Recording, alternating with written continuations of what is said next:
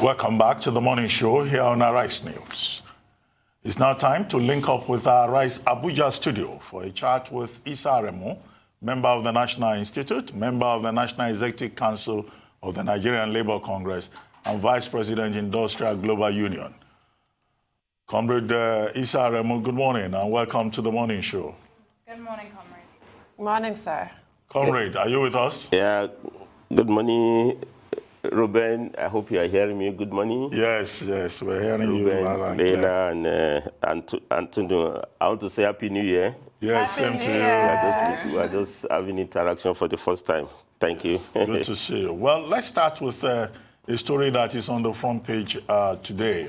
Virtually every newspaper in Nigeria. The meeting that took place yesterday between the governors of the Southwest and the federal government, on the issue of the Western Nigeria Security Network, codenamed Operation Amotekun. What do you make of that meeting, the outcome of it, and what are your expectations in terms of what should be done by the affected state governments and the federal government going forward?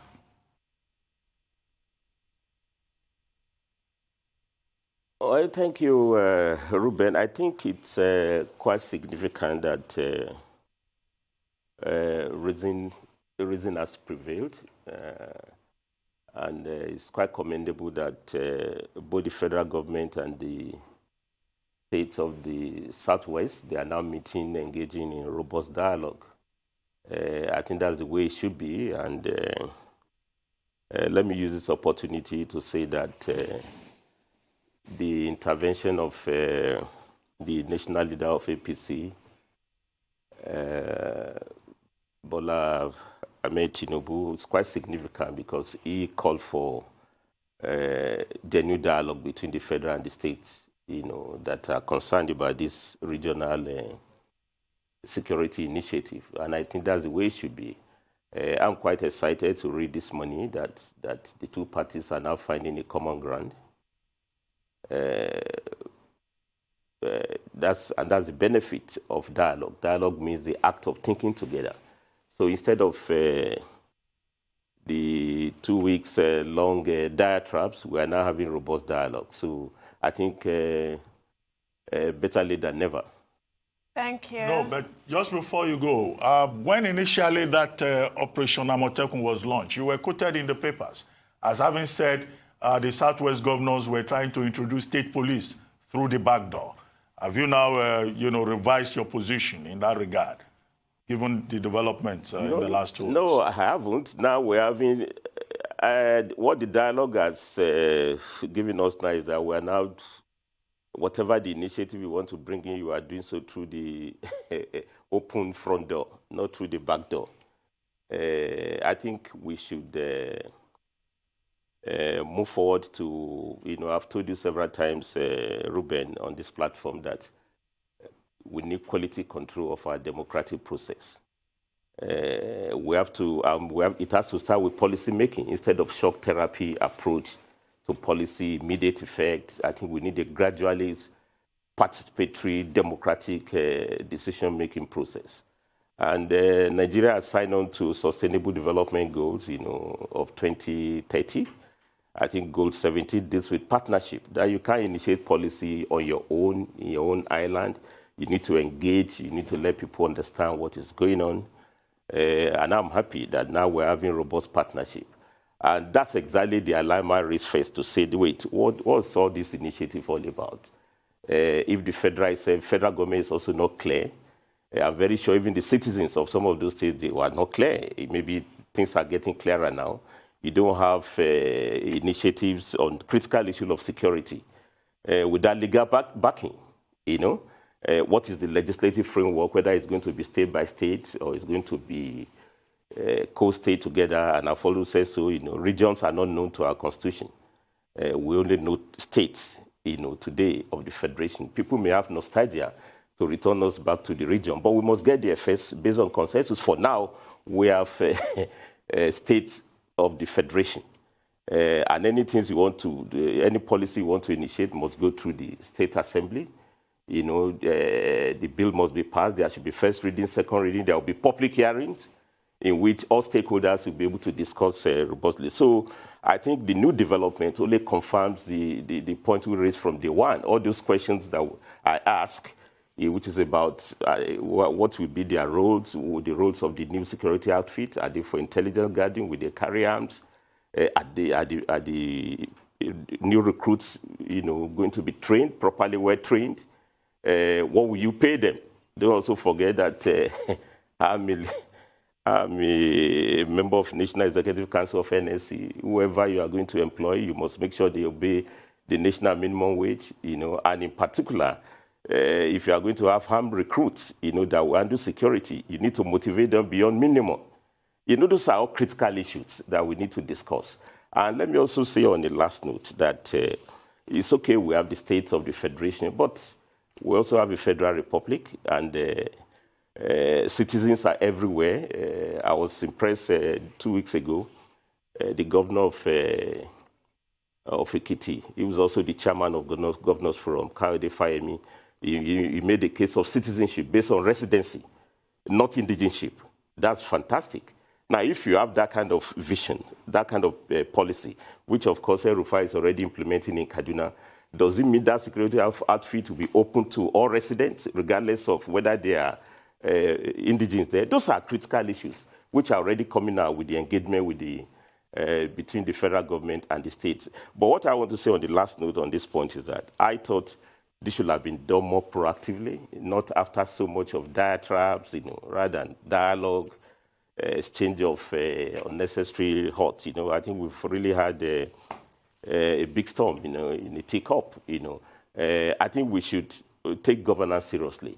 Again, where you also find out these are all members of the same, largely of the same ruling party. So you'll be wondering, what is the party vision? What is the party philosophy? What are the shared values? And if you want to go even on party issues, don't forget we just concluded elections. Nobody mounted a rostrum to campaign that when we get there, in 3 months' time, we are going to work out a security outfit, with God knows name. I think this requires quality control of our democratic process. But on the whole, I'm excited. That's what democracy gives us, the platform to exchange all our ventilations, to have our views, argument for at the end of the day. But at the bottom level, at the end of the day, we must have a compromise to have the way forward. And we are watching what this dialogue will result all about. The bottom line is that let there be security in the Federal Republic of Nigeria. They also forget that the criminals move everywhere. They move up and down. Criminals are not insular. They are not located to one state or section of the country. Comrade, they move everywhere. Armed robbers move everywhere. Yes, comrade, this is the thinking that informed a regional pan-Nigeria approach to these issues. Yeah, but this is the thinking, the fact that criminals are not isolated to one area, that informed that regional approach. And you referred earlier to why the APC governors just decided to do this. Well, APC's manifesto actually refers to devolution of powers and refers to state policing. So it's not really plucked from the ether. It's also a response to a very real, clear and present danger that the residents of their territories are facing with regards to their lives and their property. So the right thing to do is to respond. But Dr. Abati has actually asked you the question I was going to ask you. So if you don't mind, I'd like to change the topic and refer you to today's news of EFCC, the Attorney General, and other people rejecting Nigeria's new ranking by Transparency International, which is a global civil society organization for the fight against corruption. Nigeria has dropped 2 places for the 2019 rankings, and we are now being scored 26 out of 100 points. And there's been a lot of upset about this. Now, what is your take on where we are with regards to corruption? Firstly. Secondly, the definition Transparency International used is quite broad. It refers to the rule of law, it refers to political corruption, and talks about the way our political process was practiced. So what is your definition of corruption? Yeah, is that to know, or Leila? That's to I guess do, it's to sir. know. Oh, to know, that's fine. Thanks for the question. But just let me also wrap up on this law restructuring. I mean, devolution of powers, if the party manifesto agree on that, let's also have the roadmap on how to arrive there. That's the point I'm raising, a very consensual participatory process. I mean, I was a member of the 2014 National Conference. We had a robust discussion on all these issues, on community policing, on state policing, on federal policing, what would be the synergies, you know. I think we should bring memory to bear so that we can learn from the past. You know, I don't want us to repeat the same shortcomings of the current policing. In an attempt to build another one, you are just decentralizing trouble rather than creating a new thinking and a new strategy. But the struggle continues and the dialogue continues, as the case may be. Now, on the Transparency International report, again, I think we should get it clear. Transparency International report is about perception. It's perception of corruption. So it's not a substitute for the actual facts, you know, of the case. But we always, as Nigerians, there's a way we, we always catch cold whenever international agencies, release reports about whether corruption, about poverty, and co. I mean, Tundu, let me ask you, if the Transparency International had reported that this is a corruption-free country, we are now number 3 in terms of best practices in terms of corruption, or that we have climbed up the ladder, not dropping, is that substitute for our reality? I mean, as good as we take international reports, including Transparency International report, we take it serious, we should also look at what are the facts, that we're all living with in this country. If you ask me, we still have challenges of corruption, very serious one. In the country, UNDP just released a report that within a year alone, in the last 1 year, close to almost about 830 billion naira exchange hands in terms of transaction of businesses. So, I mean, I'm sorry to interrupt you, Comrade Aremu. We're going to have to pause and take a short break, but we'll be back with more on this subject. Please stay with us.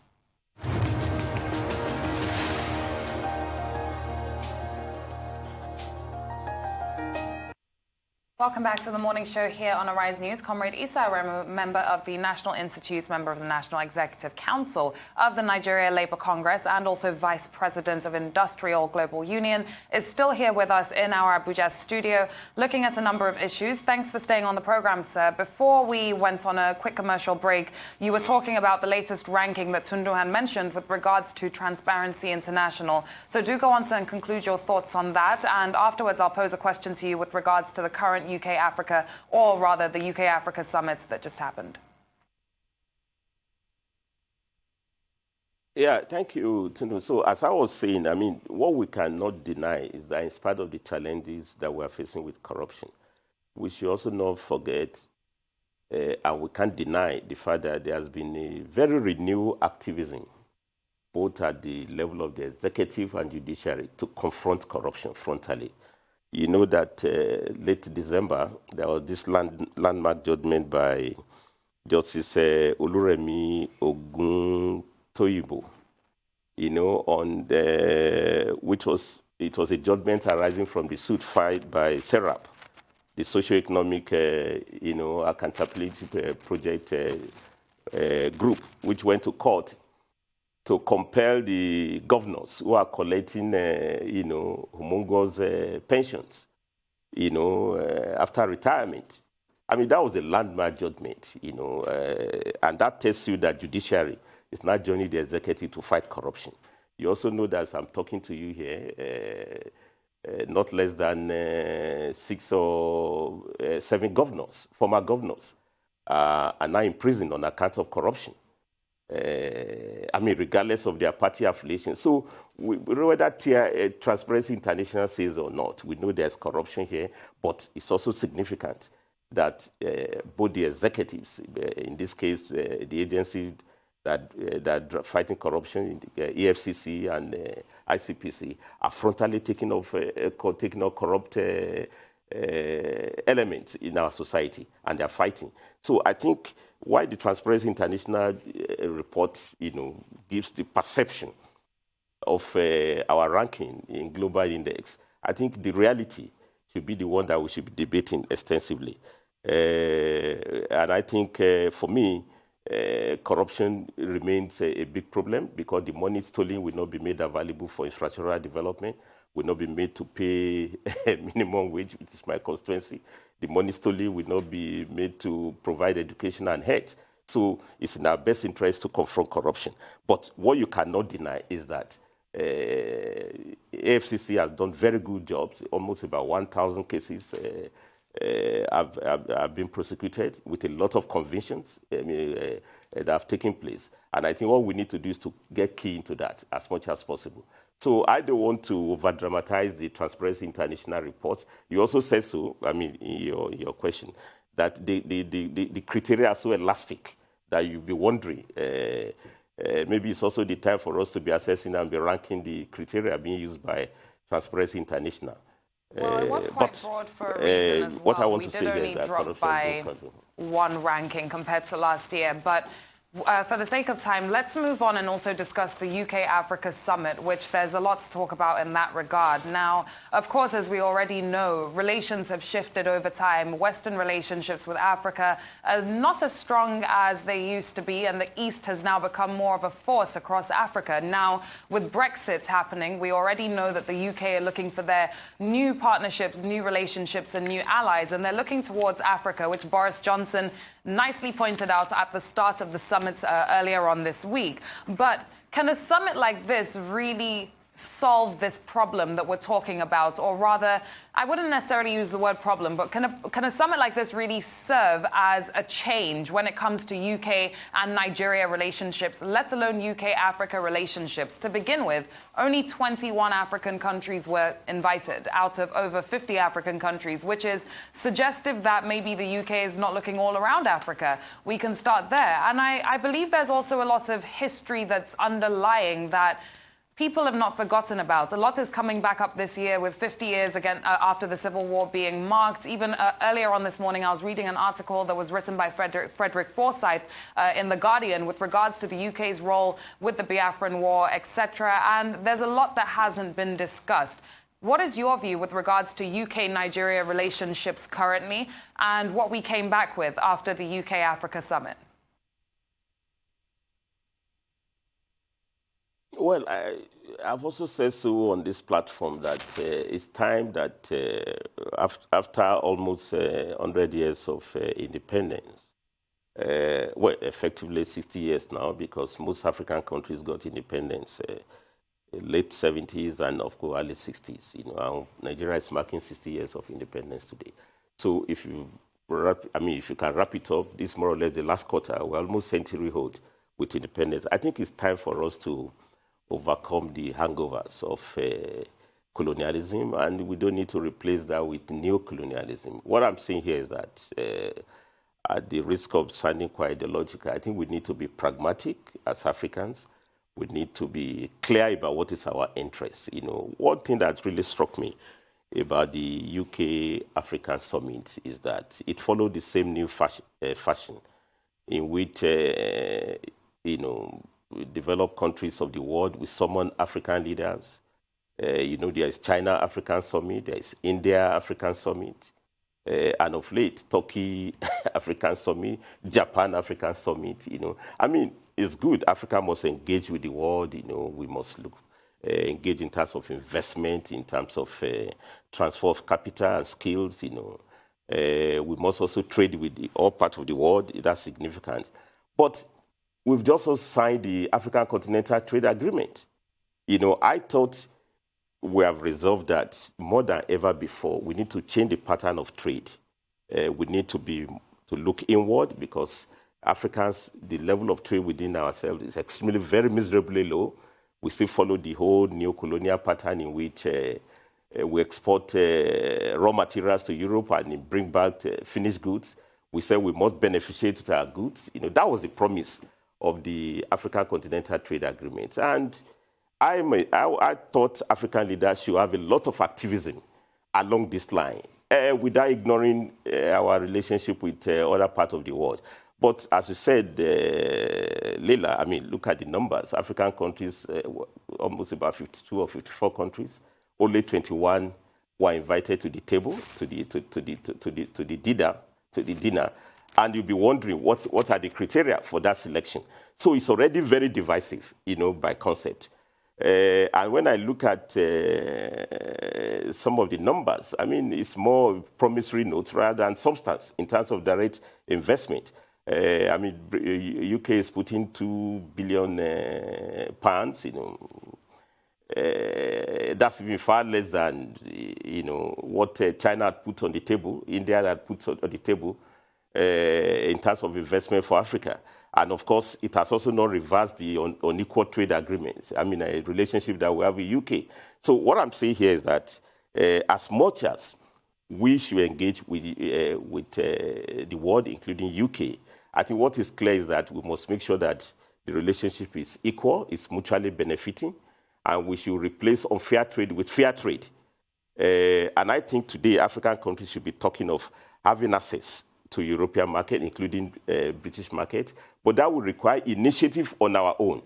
So what I thought Africans should do is to creatively create a platform to engage not just with UK, but with EU, with America on our own terms. Well, but when, correct. As you say, Boris Johnson, looking at exit out from Brexit and then summoning the old Commonwealth, that this strategy is purely British strategic thinking, not Africa in the true sense of the word. But we should make it so. And I think any relation we must have should go beyond business to also include people. Yes, Comrade Issa Aremu, I agree with your viewpoint on the UK-Africa Investment Summit. But before we let you go, we'd like to comment quickly on the NLC and the TUC's position on the new national minimum wage. So far, about 15 states are still negotiating. Only 6 states have started implementing the law that was signed by President Buhari in April 2019. And both TUC and NLC are promising industrial disharmony by the end of January, that labor will go on strike. And you are a member of the National Executive Council of the NLC. Where are we with that? Yeah, Ruben, I don't think it's NSC and TUC that are promising disharmony. I think it is those governors who have not implemented that are promoting disharmony. And I think it's in their best interest to ensure that they have respect for rule of law, because this minimum wage is backed up by Act of Parliament, signed by President Muhammad Buhari. It went through all the negotiation process, and if close to 7 states now are already implementing, no excuse. Thank you very much, Comrade Issa Aremu. I think your point on that score is clear. Thank you very much indeed.